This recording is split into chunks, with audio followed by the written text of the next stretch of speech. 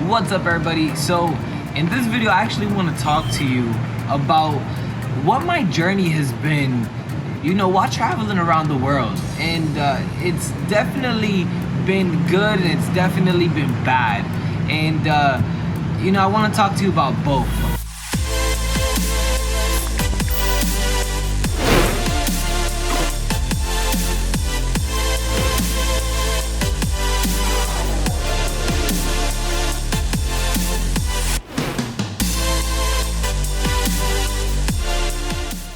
In this video, I'm going to talk to you about the 3 pros and 3 cons about this journey.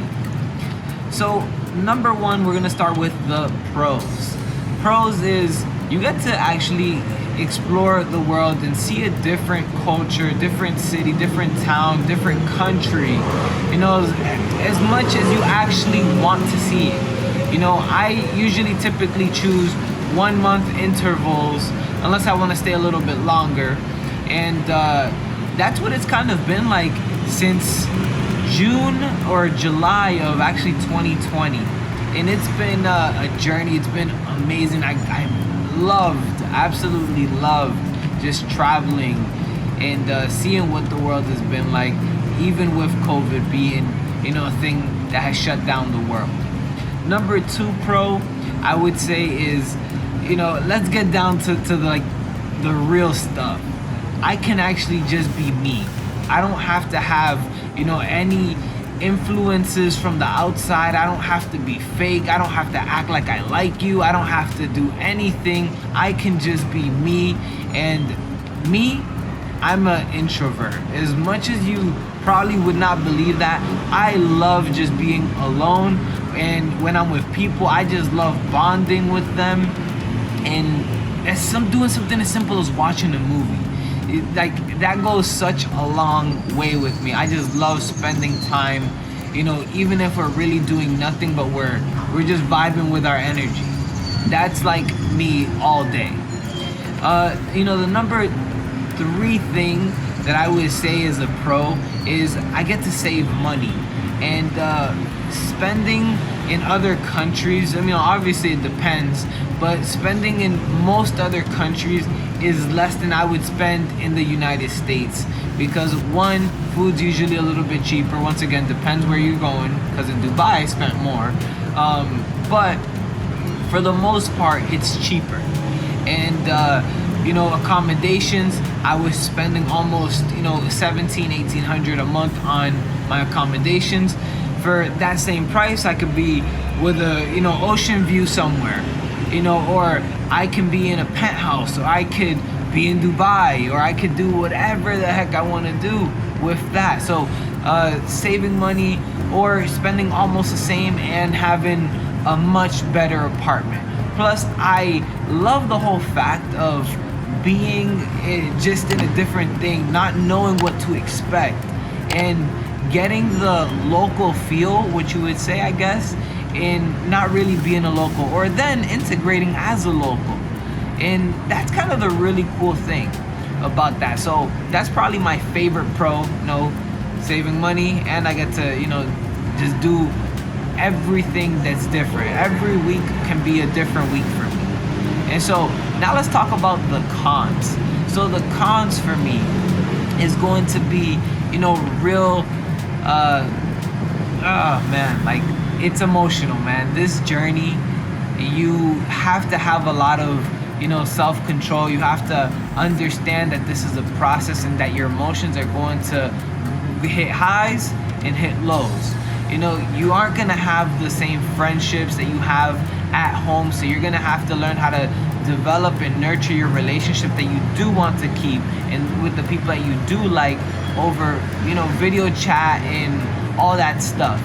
And so let's just say on the first con, it's just the emotional support, the friendships, the connection in person, because in these countries you're not gonna make friends like you would normally make over there in the US or wherever you're from. And it's simply because you just simply can't trust everybody in different countries, because they have different intentions. Some people look at you like money signs, and I know I've felt like a money sign in a lot of different countries, and so my guard is very, very high. Number two is going to be, where you end up going and you don't really know the destination, and your destination ends up being a catfish. For me, I wasn't expecting some of the stuff I was expecting in Egypt, and Egypt was a very big catfish for me. It was beautiful in many aspects, but in other aspects, it was very, very, very huge, like the culture shock. And so I couldn't deal with it, and I didn't last a month there. I lasted about 2 weeks, and when I told some of my friends that had been to Egypt that I lasted 2 weeks, they told me, how did I do it? That I'm brave. I had, guts, just to say that. And honestly, looking back, it was a challenge. So number three is going to be, you kind of have to live, with the same selection of clothes. It sucks because if you add something to your luggage, you have to throw something out, and that's kind of being waste for. You have to donate it, and it's been a challenge because I've wanted to buy some clothes, but I know I have to throw some away, and especially Alicia, that's been probably the worst thing for her because she's a shopaholic, and she loves. She asks me all the time if she could go shopping. I always say no, or what are you gonna throw away? And then she looks at me, and we just can't. If we're gonna travel to different countries and we're gonna pay extra for having luggage, it does not make sense to pay more for overweight. And trust me, we've had some experiences where we're at the check-in counter, and we have to open the luggages and be like, shit, how are we gonna get 10 pounds out of this one? And we only got 2 pounds, and we have to carry bags on the plane and put it in our backpack. It is a pain in the ass, let me just tell you. And it frustrates me because I've actually had people do it at the airport over 2 pounds. Are you serious? Is the whole airplane gonna die and crash over 2 pounds on there that you're gonna make me take off so I can put it in my backpack? Is this really necessary? But some people just are very annoying, let's just say, and just even though it doesn't make sense, and they see me take it out just to put it in my backpack, they want to just follow the rules and do it.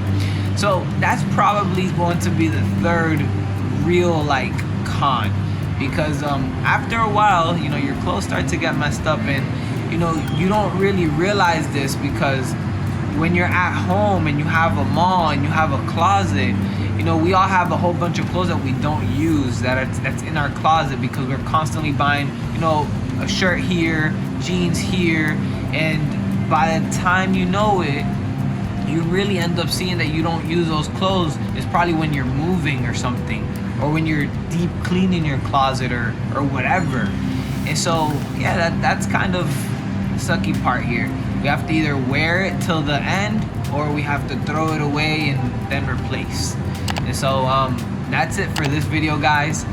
Hope you actually liked it, and I can't wait to actually see some of you guys do some of this, because I've actually seen some more people finally take on this journey. It's beautiful, it's challenging, and at the end of the day, this isn't for everybody, it's for the people who choose. So thank you so much, and see you guys on the next video.